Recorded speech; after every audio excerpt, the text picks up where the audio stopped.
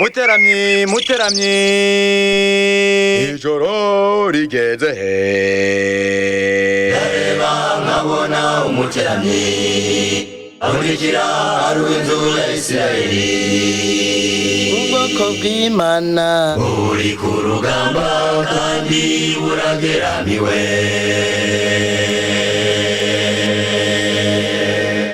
byuka muteramyi ubere mazi gisagara era bibirusha biremere ishengero namanya wo guhikira usinzira kw'inshingano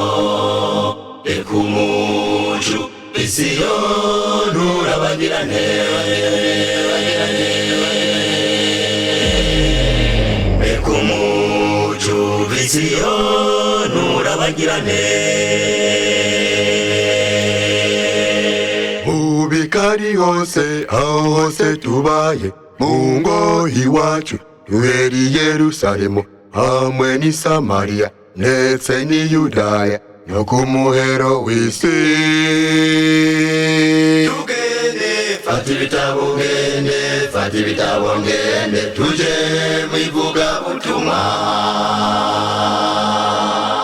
izi ndome twigisha zizotuma dutsinda canke dutsindwa nitwifata nabi tugakora icyo tubuze atarizo zikibuze tuzotsindwa n'urubanza. Abafarisayo n'abanyabwenge b'ibyanditswe Yesu yaravutse ntibamumenya avukira muri bo ntibamumenya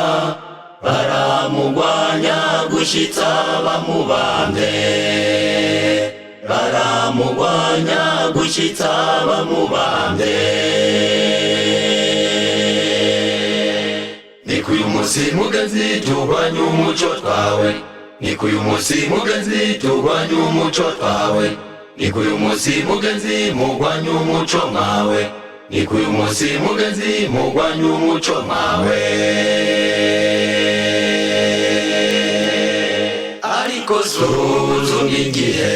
ariko suzuma igihe mwizera ntugwanya umuco mwizera ntugwanya umuco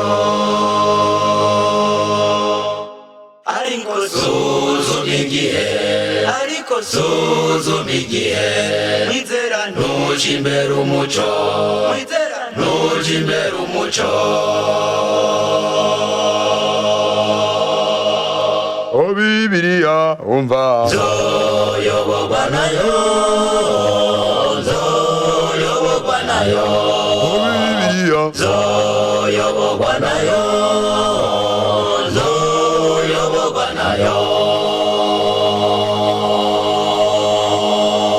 o Bibiliya umva zoyoborwa nayo uko Imana yayoboye Abisirayeli ikoresheje Bibiliya iboneka mu mategeko yayo 10 niko n'uyu munsi natwe tuyoborwa na Bibiliya ni mu mategeko 10. Haleluya. o Bibiliya umva